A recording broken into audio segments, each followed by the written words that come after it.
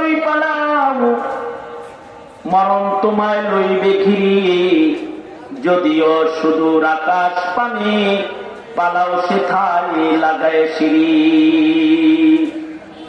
মরণ থেকে যতই পালাও মরণ তোমায় লইবে ঘিরিয়ে, যদিও সুদূর আকাশ পানে পালাও সেথায় লাগায় সিঁড়ি।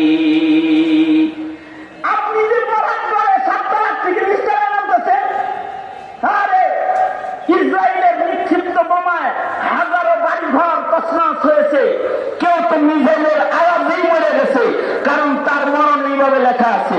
আবার ধ্বংসস্তূপের নিচ থেকে উদ্ধার কর্মীরা ছোট্ট মাসুম শিশু, কয়েক মাস বয়সের বাচ্চাকে অক্ষত, তার গায়ে কোনো টাচ লাগে নাই, তার মা বাবার লাশ বের করেছে, কিন্তু অক্ষত শিশু বাচ্চাকে ধ্বংসস্তূপের ভিতর থেকে নিরাপদে তাকে বাইর করে উপরে জমিনে আবার হায়াত দিলে কে আওয়াজ করে বলেন, কে দিছে?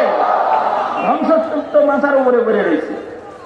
তার মানে ভূমিকম্পের ডরে শহর ছেড়ে দিয়ে লাভ নাই, কারণ মরণ কায়মতায় পড়বো। তবে ভূমিকম্প যিনি দেন তিনি তো মানুষের গুনাহের কারণেই দেন।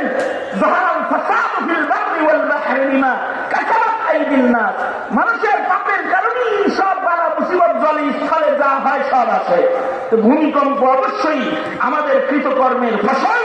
ভূমিকম্পের মানে এটা না 7 তলা থেকে নেমে নিচতলায় যাও, বিল্ডিং থেকে ছেড়ে টিনের বাড়িতে যে আশ্রয় নাও, তা না।